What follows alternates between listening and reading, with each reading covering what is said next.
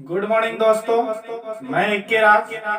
आज मैं आप लोग के लिए फिर लेकर आए हैं क्लास 12 बोर्ड एग्जाम के लिए बहुत इंपॉर्टेंट क्वेश्चन जो केमिस्ट्री का है।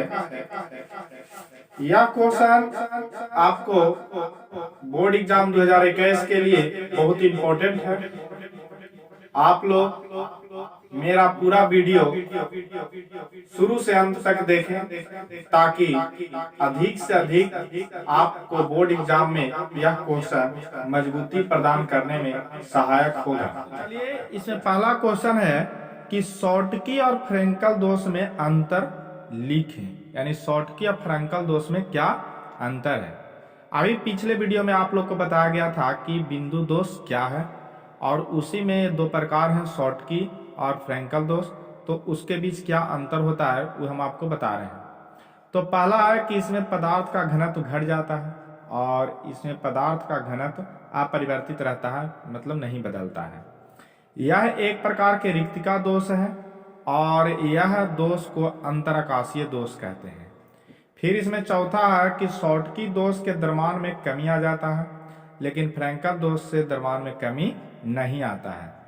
शॉर्टकी दोष में एक धन आवेश और एक ऋण आवेश रिक्त हो जाते हैं, जबकि फ्रेंकल दोष में एक धन आवेश और एक ऋण आवेश अंतराकाशीय में चले जाते हैं।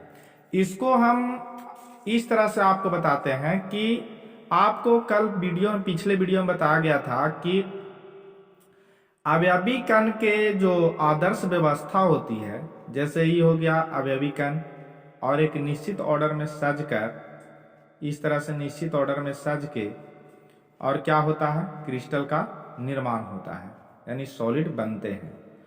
और इसके आदर्श व्यवस्था में अगर किसी प्रकार के डिफेक्ट पाया जाता है तो उसको बिंदु दोष यानी पॉइंट डिफेक्ट कहते हैं या डिफेक्ट ऑफ सॉलिड कहते हैं। तो मान लिया जाए कि ए अवयवी कण हुए 1 2 3 इस प्रकार से, तो इसके अवयवी कण अगर रिक्त हो जाता है तो उससे शॉर्टकी दोष उत्पन्न होता है। जैसे मान लो कि यहाँ पे अवयवी कण है और ये अवयवी कण यहाँ से गायब हो जाए, तो इसके अवयवी कण को एक अवयवी कण यहाँ से अगर गायब हो जाता है, मतलब रिक्त हो जाता है, तो उसको हम शॉर्टकी दोष कहते हैं। और इसीलिए लिखा भी गया है कि यह एक रिक्तिका दोष है, क्योंकि इसके में इस दोष में क्या होते हैं, अवयवी कण रिक्त हो जाते हैं। और फ्रेंकल दोष में क्या होता है कि ये जो आदर्श व्यवस्था देख रहे हैं, इसमें अवयवी कण यहाँ से रिक्त नहीं होता है, ये अवयवी कण इस अंतराकाशीय में चले जाते हैं, यानी जहाँ पे खाली स्थान होता है वहाँ पे अगर ये किसी कारणवश घसक कर अंतराकाशीय में चला आता है तो इसको हम फ्रेंकल दोष कहते हैं। यानी इसको हम अंतराकाशीय दोष भी कहते हैं, जैसे यहाँ पे लिखा हुआ है कि फ्रेंकल दोष को अंतराकाशीय दोष कहते हैं। तो इसीलिए कहा गया क्योंकि देखिए यहाँ पे अगर अवयवी कण रिक्त होता है, जैसे हमने बताया ना कि यहाँ पे अवयवी कण रिक्त हो जाने से शॉर्टकी दो, तो अवयवी कण अगर रिक्त हो जाएगा तो एक बात और है कि उसकी द्रव्यमान में कमी आ जाएगी, उसके घनत्व घट जाएंगे। लेकिन अंतराकाशीय में अवयवी कण रिक्त नहीं होते हैं, या अवयवी कण अंतराकाशीय में चले जाते हैं, इसलिए उसके द्रव्यमान में कोई कमी नहीं होगा। अब हम लोग आगे बढ़ते हैं कि जालक बिंदु से आप क्या समझते हो, यानी जालक बिंदु से आप क्या समझते हैं, क्वेश्चन नंबर 2 है। तो किसी क्रिस्टल जालक में वह स्थान जो क्रिस्टल के अवयवी कणों को प्रदर्शित करता है जालक बिंदु कहलाता है। यानी हमने अभी बताया कि इस आदर्श व्यवस्था को हम क्रिस्टलीय सॉलिड कहते हैं और इसको एक बिंदु द्वारा प्रदर्शित किया जाता है, मतलब अवयवी कण को जो होता है वह बिंदु द्वारा प्रदर्शित किया जाता है। तो इस बिंदु द्वारा प्रदर्शित करना मतलब ये अवयवी कण को क्या कर रहा है, प्रदर्शित कर रहा है।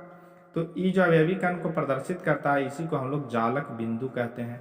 अवयवी कण को मिलने मतलब इसको ऐसे मिला देने से जालक संरचना बनता है और इस बिंदु को हम जालक बिंदु कहेंगे।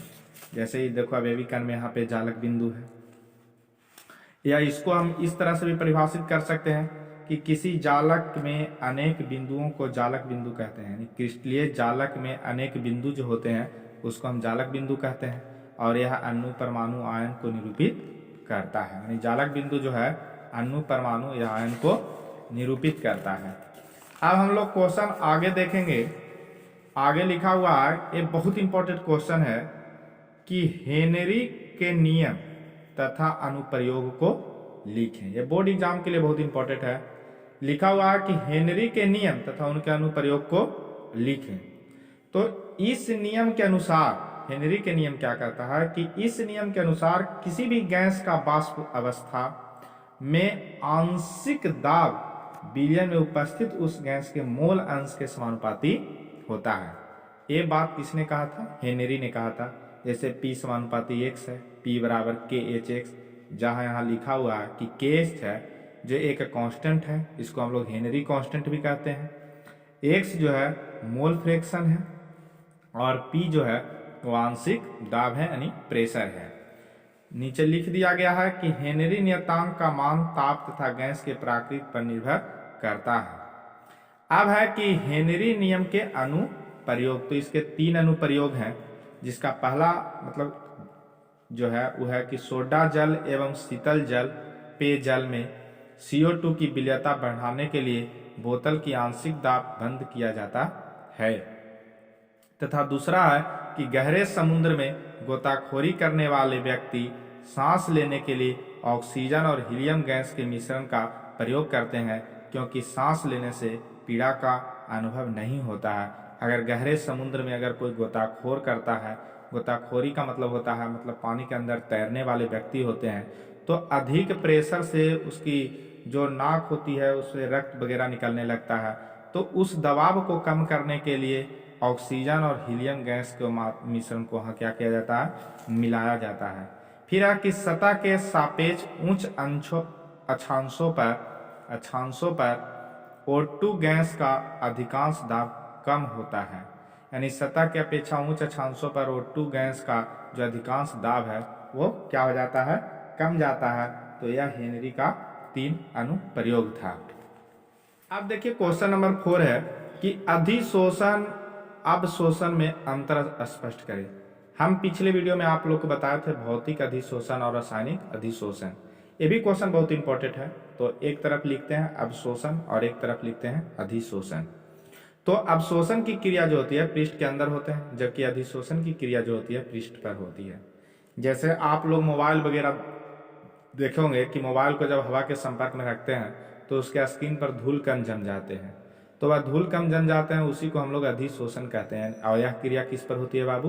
पृष्ठ पे होती है। अब है अवशोषण की क्रिया में क्या होता है कि उसके धूल कण जो होते हैं वो धातु के अंदर चले जाते हैं, इसे अवशोषण कहते हैं। फिर दूसरा है कि अधिशोषण की क्रिया पहले अधिक होती है और बाद में क्या होते हैं? कम होते हैं, जबकि अधिशोषण की जो क्रिया है वो हमेशा एक ही जैसा होता है और नियत होते हैं। तीसरा अंतर है कि इसमें साम्य अवस्था बहुत कम समय में आसानी से पहुंचता है और यह साम्य अवस्था आने में अधिक समय ले लेता है। यह बहुत इंपॉर्टेंट अंतर है। अब है क्वेश्चन नंबर 5 जो बहुत इंपॉर्टेंट है। यह भी क्वेश्चन बोर्ड एग्जाम में बहुत बार पूछ चुका है। तो इसका पहला क्वेश्चन है कि लियोफिलिक और लियोफोबिक कोलाइड में अंतर लिखें। ये भी अंतर 1 या 2 क्वेश्चन आपको क्लास 12th बोर्ड एग्जाम में अंतर से पूछ लिया जाता है। तो पहला है लियोफिलिक कोलाइड और दूसरा है लियोफोबिक कोलाइड। तो लियोफिलिक में लिखा हुआ है कि लियोफिलिक अधिक स्टेबल होता है। यहाँ पे मीनिंग गलत लिखा हुआ है, आप सुधार लीजिएगा, यानी अधिक अस्थायित्व होते हैं। और लियोफोबिक है जो कम स्टेबल होता है, यानी कम अस्थायित्व होते हैं।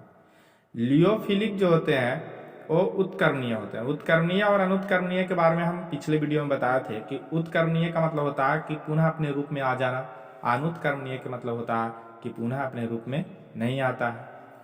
फिर एक चीज देखिए यहाँ पे इंपॉर्टेंट दिया हुआ है कि लियोफिलिक टिंडल प्रभाव को प्रदर्शित करते हैं। टिंडल पर अरे लियोफिलिक और लियोफोबिक एक कोलाइड है और लियोफिलिक कोलाइड ही टिंडल प्रभाव को प्रदर्शित करते हैं, जबकि लियोफोबिक जो टिंडल प्रभाव को प्रदर्शित नहीं करते हैं। आप टिंडल प्रभाव जानते होंगे कि जब प्रकाश के कण है जब प्रकाश जो है वो कोलाइडल विलयन के कण पर पड़ते हैं तो उसको फैला देता है, उसको हम टिंडल प्रभाव कहते हैं। और चौथा अंतर है कि लियोफिलिक का निर्माण आसानी से होता है। वाह। और चौथा में क्या लिखा हुआ कि लियोफोबिक कोलाइड का जो निर्माण होता है वह आसानी से नहीं होते हैं। तो हम आप लोग को इस प्रकार 5 क्वेश्चन बताएं जो कि आपको बोर्ड एग्जाम क्लास 12th के लिए बहुत इंपॉर्टेंट है। तो इस प्रकार आप लोगों ने क्वेश्चन को देखा। इसी प्रकार और भी मेरा वीडियो प्राप्त करने के लिए अगर अभी तक आप मेरे चैनल को सब्सक्राइब नहीं किए हैं तो सब्सक्राइब कर लें तथा लाइक जरूर करें। Thank you.